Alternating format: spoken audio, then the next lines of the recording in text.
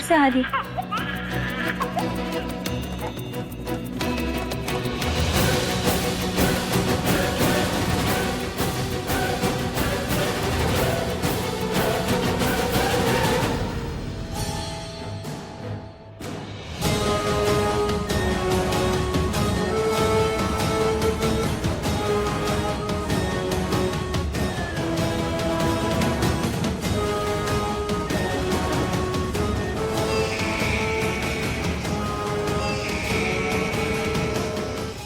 हम आ रहे हैं बेटा, रो मत तुम, रो मत बच्चा, रो मत, हम है ना, हम तुम्हें बचाएंगे। चुप हो जाओ बेटा। कोई है, बचाओ, बच्चा यहाँ पे फंस गया है, कोई है। क्या कर रहे हो?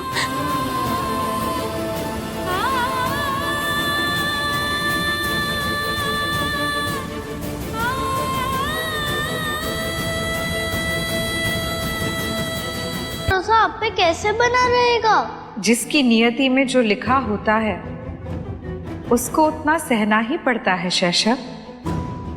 जैसे जिस मनमोहक बाल स्वरूप के लिए प्रभु श्री कृष्ण जाने जाते हैं, वही मोहक बाल स्वरूप उनके जन्मदाता देवकी और वासुदेव कभी देख ही नहीं पाए। तो क्या ये दीदी की नियति है? बताइए ना, क्या नहीं पता है हमें? यही कि तुम बांझ हो।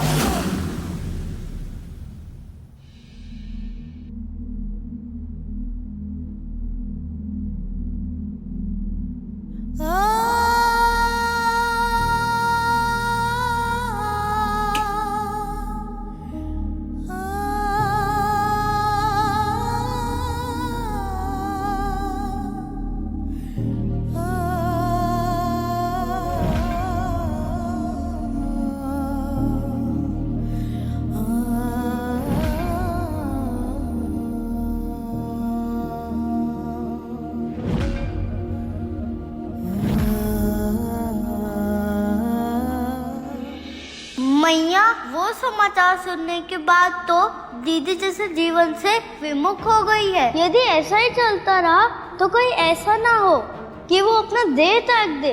जो वैष्णवी दीदी जीजू तक पहुंचने के लिए यम द्वार पार कर गई, आज उनके जीने की इच्छा ही खत्म होते हुए दिख रही है।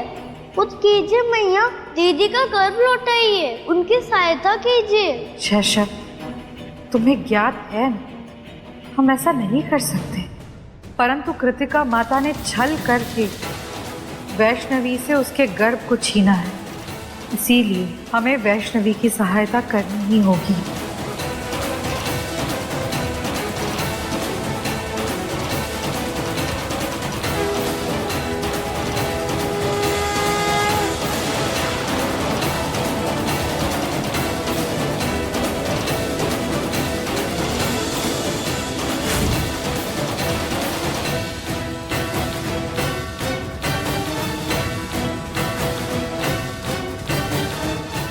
ये कैसी जगह है? कहाँ आ गए हम?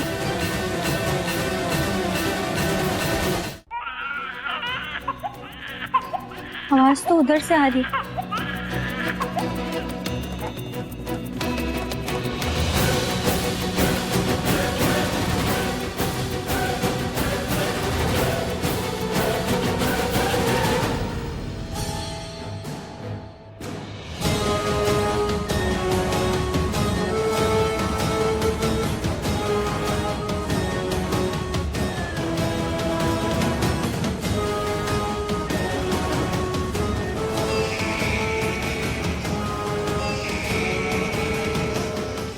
हम आ रहे हैं बेटा, रो मत तुम, रो मत बच्चा, रो मत, हम है ना, हम तुम्हें बचाएंगे। चुप हो जाओ बेटा। कोई है, बचाओ, बच्चा यहाँ पे फंस गया है, कोई है। क्या कर रहे हो?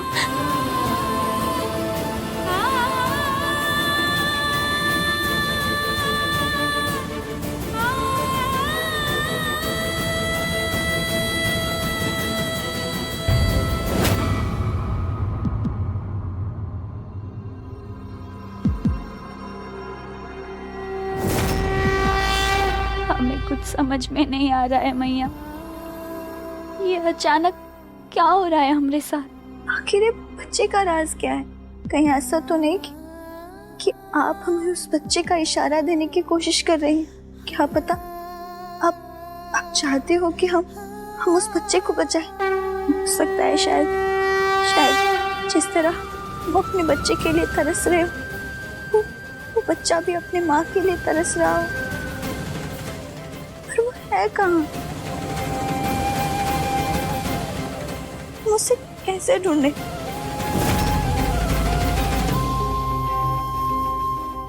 मैया, दीदी को ये स्वप्न दिखाने का क्या अर्थ है? उन्हें कैसे पता चलेगा कि उन्हें करना क्या है और कैसे? वैष्णवी बुद्धिमती है शैशव। मार्ग दिख जाने के पश्चात वो उस पर चलना भली भांति जानती है। तुम सही कह रहे थे शैशव, वो दुखद समाचार पाने के पश्चात वैष्णवी ने तो जीने की इच्छा ही त्याग दी थी। ऐसे मनुष्य का जीवन किसी मृत व्यक्ति से भिन्न नहीं होता, किंतु ये वैष्णवी के समझ के परे है। इसीलिए हम बस उसे जीने का एक कारण दे रहे थे।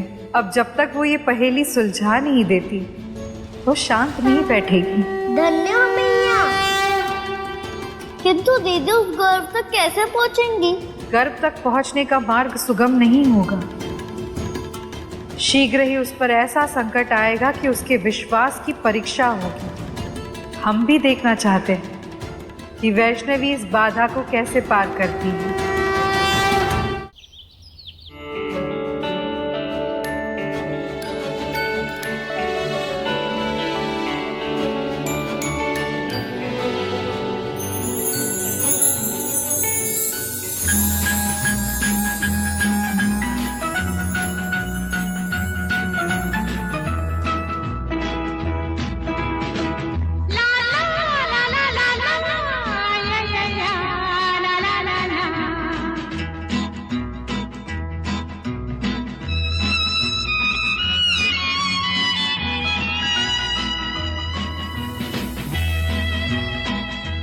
जितना हम अपने बच्चे के लिए तरस रहे हैं, उतना ही ये बच्चे अपने माँ बाप के लिए तरस रहे हैं। ये यहीं पास के अनाथ आश्रम के बच्चे हैं। हंस और हंसाया करो, उठी सबके कदम, देखो रम पम पम, आज ऐसे गीत गाया करो। कभी खुशी कभी गम, तारा रम पम पम, हंसो और हंसाया करो।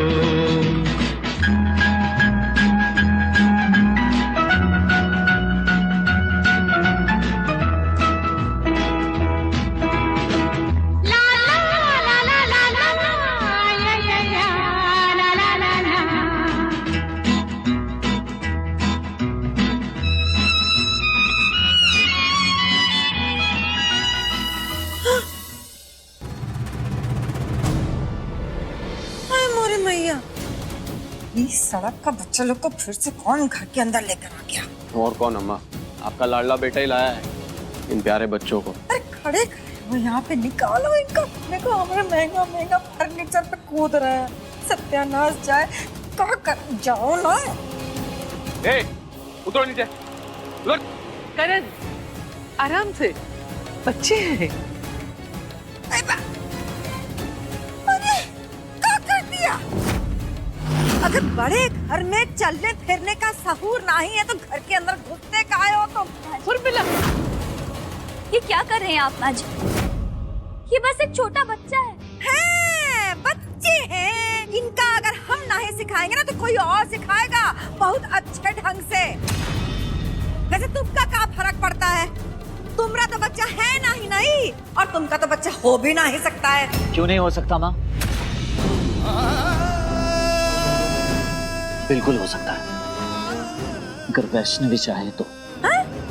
हाँ वैष्णवी, आज मैं यहाँ इन बच्चों को इसलिए लेकर आया हूँ ताकि हम इस ऑप्शन के बारे में भी सोच सकें।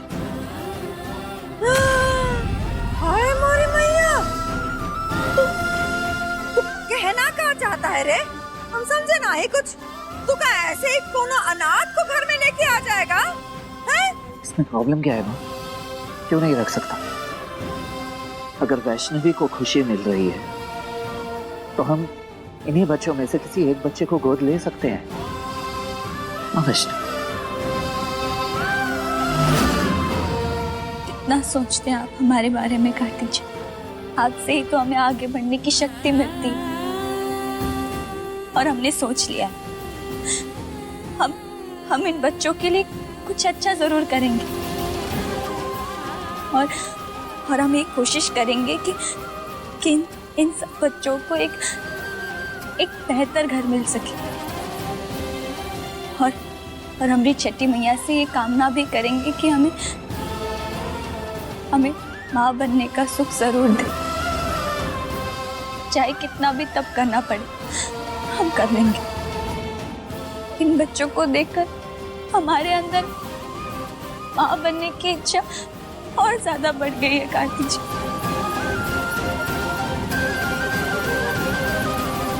ये तुम्हारे जीवन की सबसे बहुमूल्य वस्तु है और यही एक वस्तु है जो तुम्हें तुम्हारे पति के प्राण के बराबर प्रिय है।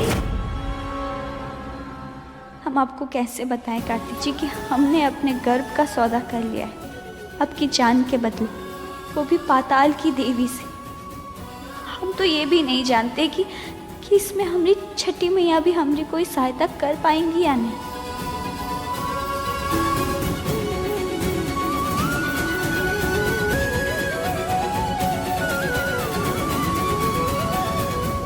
अरे फटाफट कर भाई।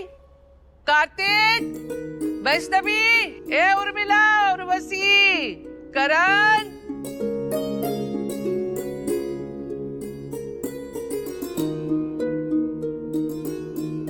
क्या हुआ? शकल का है लटकाए हो? हमको जिंदा देख के अफसोस हुई रहा है का? अरे अम्मा कैसी बातें कर रही हो? हाँ तो फटाफट उदासी झटको और तैयारी में लग जाओ। महाभोग कर रहे हैं, कोई छोटा मोटा भोग नहीं है। महंत जी अभी आते ही होंगे 5 पंडितों को लेकर। हम वैष्णवी और कार्तिक के संतान प्राप्ति के उपाय में कोई कमी नहीं रखना चाहते हैं। हो सकता है महंत जी कोई व्रत पूजा बता दे, है ना? वैष्णवी तुम जाओ, भोग की तैयारी करो जाके बेटा, जाओ। ये सौदा तो हमने खुद किया है पाताल देवी से, इसे पलटने का भी कोई उपाय हो सकता है। और उर्वशी, करण, उर्मिला, ऐसे हाथ लटकाए काहे खड़े हो? फटाफट हाथ चलाओ, काम बढ़ाओ आगे। चलो तुम लोग भी जाओ भाई। दादी, ये महाभोग आप हमारे लिए ही करवा रहे हैं ना? हाँ तो तैयारी भी हम ही करेंगे। अरे अब छोड़िए, दीजिए हम। ये कैसे करती है देखो, तो कुछ करने ही नहीं देती हमको। हे छठी मैया, हमने बहुत पुण्य किया था जो ये हमको मिली कसम से।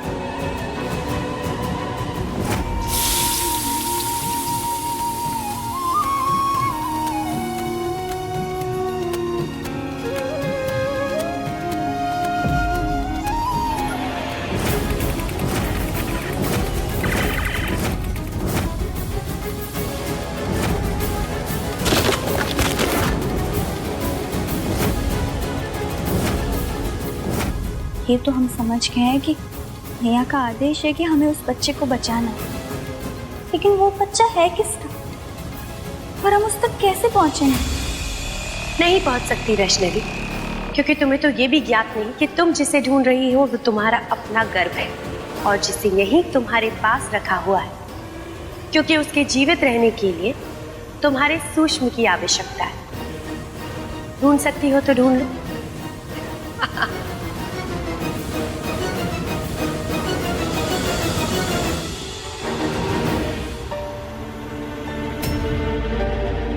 वैष्णवी जल्दी चलो, बहन जी आ गए और उनका स्वागत करना है। आप चलिए कार्तिक जी, हम अभी आते हैं। ठीक है।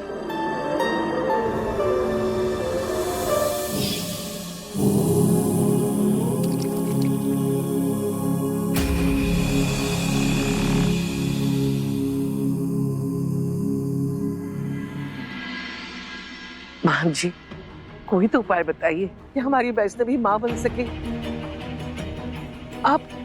आप इसकी पत्री देख लीजिए, या चाहे तो हाथ भी देख सकते हैं।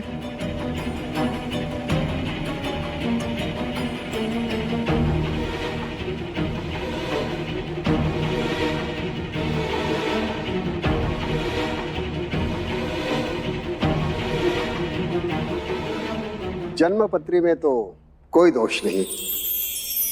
हमने कहा था ना, डॉक्टर से बढ़ के मैया है। वो हमारी वैष्णवी के साथ कभी कुछ गलत नहीं कर सकती है।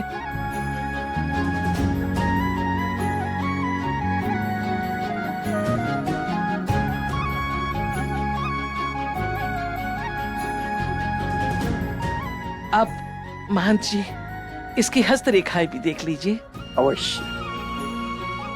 हाथ आगे करो बेटी।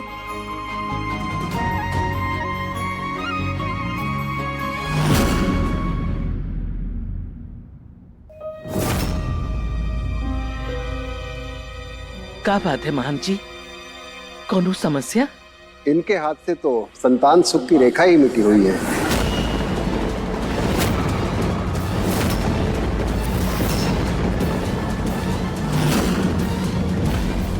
मतलब इनसे कोई भूल चूक हुई है, जिसकी वजह से इन्होंने माता बनने का अधिकार खो दिया है।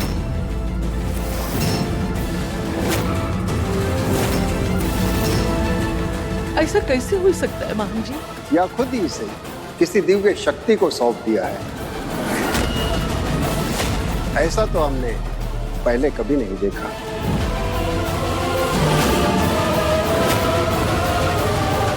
आज हम तुम्हारी पूजा में कोई विघ्न नहीं डालेंगे वैष्णव, क्योंकि उसकी कोई आवश्यकता ही नहीं। पहले से ही हमने तुमसे तुम्हारा बहुत कुछ छीन लिया। लेकिन महंत जी, वैष्णवी ऐसा काहे करेगी? जैसे ही तुम अपने पति के प्राण के बराबर प्रिय वस्तु त्याग दोगी, हम तुम्हें तुम्हारे पति के प्राण वापस लौटा देंगे। ये तो हम नहीं जानते, लेकिन ऐसा कुछ हुआ अवश्य है। अब वैष्णवी कभी मां नहीं बन पाएगी। आप चाहे कितना भी महाभोग या दान पुण्य कर लें, संतान सुख की प्राप्ति इन्हें नहीं होगी।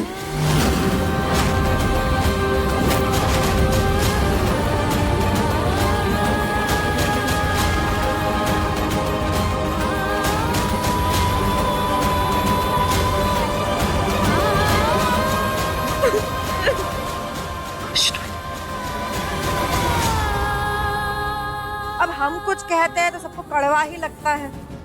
जब से वैष्णवी तेरी जिंदगी में आई है ना कार्तिक बिटवा, तब से जिंदगी में मुसीबत ही मुसीबत आ रही है। एक दिन भी चैन से ना ही गुजरा है तोरा। पहले वो शमशेर पड़ गया एक की जान के पीछे, फिर तू नागलोक में कैद हो गया। अब देखो पत्नी हो गई है बांझ। वापस। वैष्णवी पत्नी है मेरी। मैं आपके मुंह से भी वैष्णवी के लिए ऐसे शब्द नहीं सुन पाऊंगा। प्लीज कुछ मत कहिए। उर्मिला, ऐसे मुश्किल समय में तुझे अपनी बहू का सहारा बनना चाहिए। तो उसके जले पे नमक छिड़क रही है। अम्मा, तुम चाहे कुछ भी कह लो, पर हमको तो अपने बिटवा के बारे में सोचना पड़ेगा ना।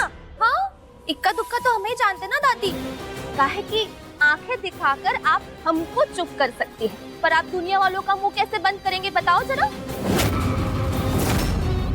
अरे ये लड़की आने के बाद से देवर जी की जिंदगी बर्बाद हो चुकी है। हाँ नहीं, ने के लिए तो ये छठी मैया की बिटिया है, और हमको तो ये चलती फिरती मनुष्यत लगती है। हाँ बस कर। मनुष्य नहीं है मेरी बहन।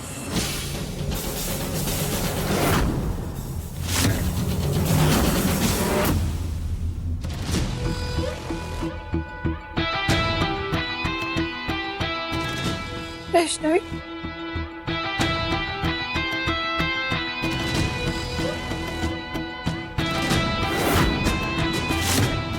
अभी तक तो जैसे तैसे बचती आई हो वैष्णवी, पर मेरे इस मुंह से तुम्हारा बचना इम्पॉसिबल होगा।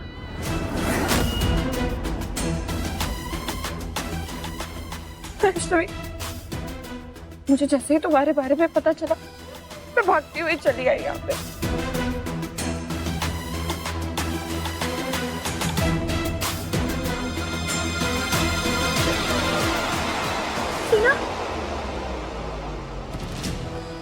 टीनिया,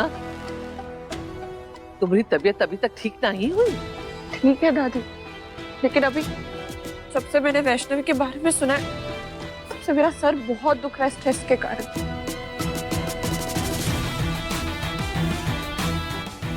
वैष्णवी ने कितना कुछ सोचा था, उसे कितना मन था माँ बनने का, लेकिन देखिए ना दादी, मेरी बहन के साथ भगवान ने कितना बड़ा अन्याय किया। बहुत गलत हुआ है इसके साथ। हम जानते हैं आपके परिवार के लिए बहुत मुश्किल समय है। अगर आप ये महाभोग ना भी करें तो हमें कोई आपत्ति नहीं। नहीं मान जी, आपको भोग के लिए आमंत्रित किए हैं तो आप भोग अवश्य करेंगे। आप सब यहीं बैठिए, हम अभी परोसते हैं। अभी तक तो तुम बस दुखी हो वैष्णवी, इस दुख को बर्बादी में बदलने आ गई हूं मैं। मुझे बहुत जोर से भूख लगी है, मैं खा सकती हूँ? टिनिया, बुद्धि भ्रष्ट हो गई है तुम्हारी, कुछ समझ में आता है कि नहीं? पहले महंत जी खाएंगे, फिर कोई और भोग लगाएगा। कब भुला गई? पर सॉरी दादी, मुझसे रुका नहीं जाएगा, मैं खा रही। टिनिया,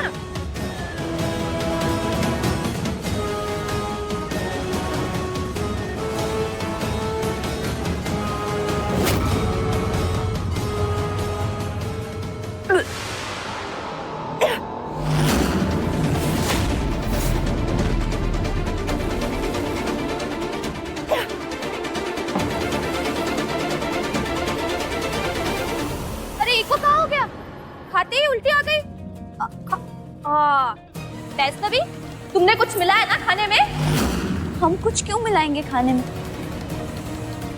मूर्ख लड़की, ये तुमने क्या किया? महंत जी ने सत्य वचन क्या कह दिया?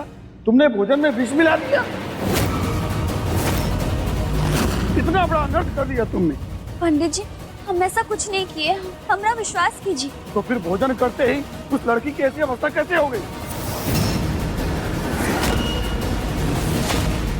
पता नहीं कहाँ क्या गड़बड़ हो गई। जानबूझकर तो कुछ नहीं किया हमने। अब हम क्या करें मैया? अपने सर लगे इस लांछन को कैसे मिटाएं? हनुमान जी, अगर आप सबको लगता है कि हमने कुछ खाने में मिलाया तो हम खुद ही खाकर सच्चाई साबित कर सकते हैं। नहीं नहीं नहीं नहीं नहीं, बस तुम ऐसा मत करना। ऐसा भी तो हो सकता है किसी और ने खाने में कुछ जहर मिला दिया हो। ये भी तो हमारी लापरवाही से हुआ होगा ना दादी, तो उसकी सजा भी हमें ही मिलनी चाहिए क्योंकि जिम्मेदारी हमने ली थी।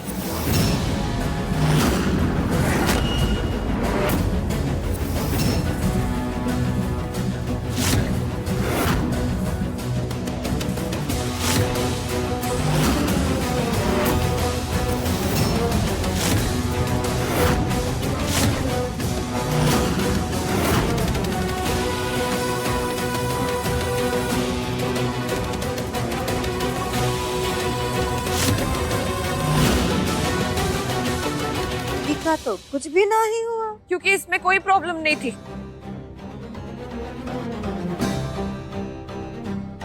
एक्चुअली वॉमिट होने का कुछ और रीजन था। क्या कारण था? चक्कर आना, वॉमिट होना, ये सब एक ही चीज के सिम्टम्स हैं।